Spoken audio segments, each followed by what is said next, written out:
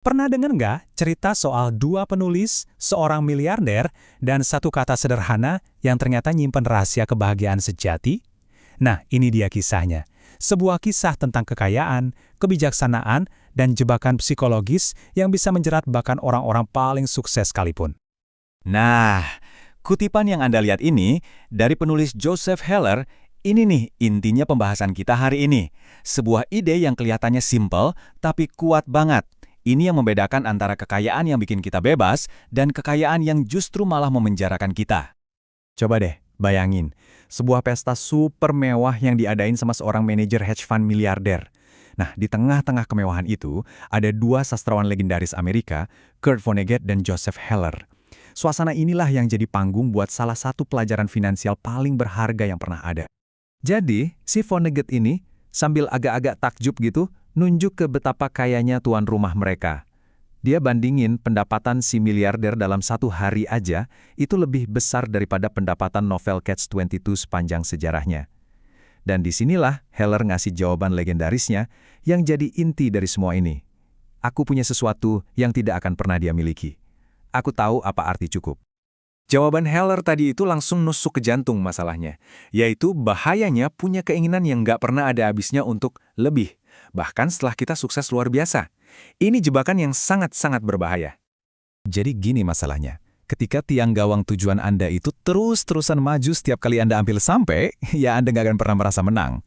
Sukses malah jadi alasan buat ngambil resiko yang lebih gila lagi, dan pencapaian Anda malah jadi sesuatu yang merusak diri sendiri.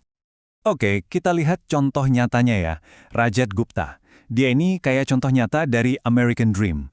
Lahir dari keluarga sederhana di India, karirnya meroket sampai jadi CEO McKinsey, salah satu firma konsultan paling bergengsi di dunia. Dia punya semuanya, harta, status, kekuasaan. Lihat dia angkanya, di tahun 2008 kekayaan bersihnya itu diperkirakan 100 juta dolar. Jumlah yang lebih dari cukup untuk membiayai hidupnya dan keluarganya seumur hidup dengan sangat mewah. Secara objektif, dia itu udah menang, udah tamat gamenya.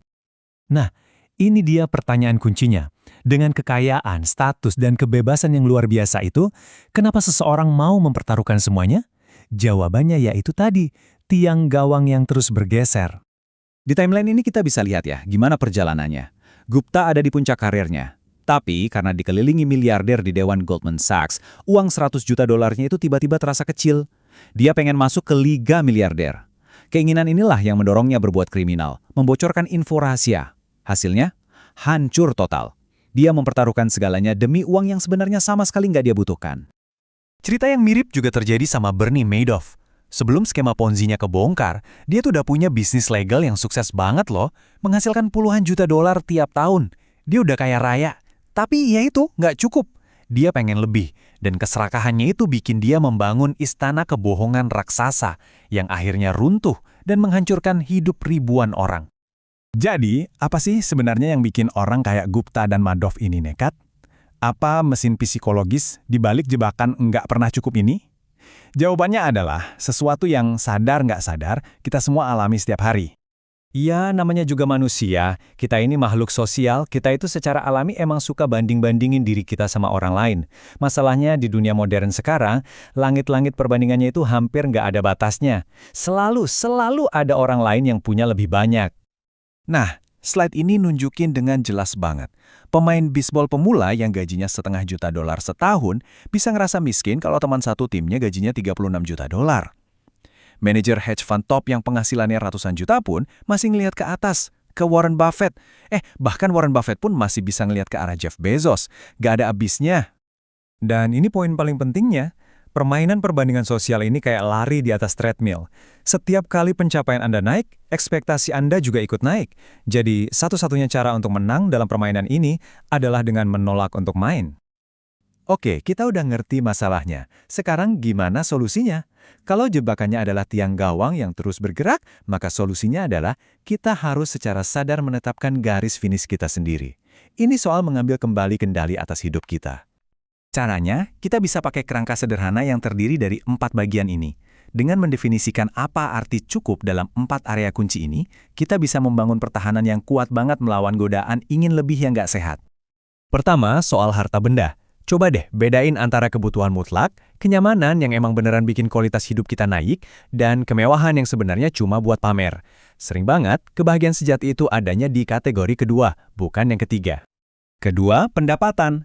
Coba deh hitung angka spesifik. Berapa pendapatan tahunan yang Anda butuhkan untuk hidup nyaman dan nabung dengan sehat? Angka ini jadi jangkar Anda. Nah, setiap rupiah di atas angka itu bukan lagi kebutuhan, tapi jadi pilihan. Ini yang akan membebaskan Anda dari inflasi gaya hidup yang nggak ada habisnya. Yang ketiga, dan ini mungkin yang paling krusial, adalah kebebasan. Apa sih arti bebas buat Anda? Coba kasih angka pada tujuan itu. Dengan mengetahui angka kemerdekaan finansial Anda, tujuan Anda berubah dari sekedar numpukin uang, jadi mencapai target spesifik yang akan membebaskan saya. Jauh lebih jelas kan? Dan yang terakhir yang paling penting, tentukan aset-aset yang nggak ternilai harganya. Ini adalah hal-hal yang nggak boleh dipertaruhkan, nggak peduli seberapa besar potensi keuntungannya. Reputasi, kebebasan, keluarga, teman, kebahagiaan. Inilah pagar pengaman utama Anda biar nggak jatuh ke lubang yang sama seperti Gupta atau Madoff. Oke, jadi kita udah lihat jebakannya, psikologi di baliknya, dan kerangka untuk menghindarinya. Sekarang, mari kita simpulkan dengan satu ide penutup yang benar-benar kuat. Analogi ini pas banget deh. Permainan perbandingan sosial itu persis kayak kasino, bandar selalu menang. Mencoba untuk jadi yang paling kaya adalah permainan yang dirancang untuk bikin Anda terus main dan akhirnya kalah. Jadi satu-satunya cara untuk menang adalah dengan menolak untuk bermain sama sekali. Dan ini dia pesan utamanya. Menetapkan garis finish Anda sendiri itu bukan soal membatasi ambisi. Sama sekali bukan. Justru sebaliknya, ini adalah tentang membebaskan diri Anda dari kecemasan tanpa akhir, dari rasa iri, dan dari resiko mengambil keputusan bodoh yang bisa menghancurkan semua yang udah susah payah Anda bangun. Ini bukan soal jadi pasrah atau biasa-biasa aja. Ini tentang secara sadar memilih permainan mana yang mau Anda menangkan. Jadi, coba deh, luangkan waktu sebentar buat audit cukup versi Anda sendiri. Tanyakan pada diri Anda, apa garis finish saya? Apa arti cukup bagi saya? Karena pada akhirnya, mengetahui jawaban dari pertanyaan itu mungkin adalah bentuk kebebasan finansial yang paling sejati.